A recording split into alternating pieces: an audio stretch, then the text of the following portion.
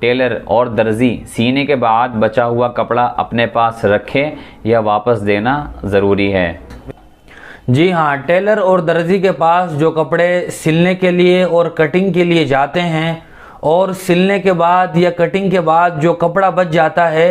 वो दर्जी और टेलर के पास अमानत होता है। टेलर उस कपड़े का मालिक नहीं हो जाता, लिहाजा सिलाई के बाद जो कपड़ा बच जाए कपड़े के मालिक के पास उसको वापस करना ज़रूरी है। हाँ, अलबत्ता अगर कपड़े के छोटे छोटे टुकड़े रह जाएं जो काबिले इस्तेमाल भी ना हो और जिन्हें आमतौर पर उर्फ में वापस भी नहीं लिया जाता है बल्कि टेलर ही के पास छोड़ दिया जाता है, तो फिर ये टेलर के लिए वापस करना ज़रूरी नहीं होगा, उनको वो अपने पास भी रख ले तो गुंजाइश होगी। लेकिन अगर कपड़ा काबिल इस्तेमाल हो या ये कि कपड़े के मालिक ने कह दिया हो कि मुझे पूरा बचा हुआ कपड़ा वापस चाहिए, तो फिर टेलर और दर्जी के लिए वो भी वापस करना ज़रूरी होगा।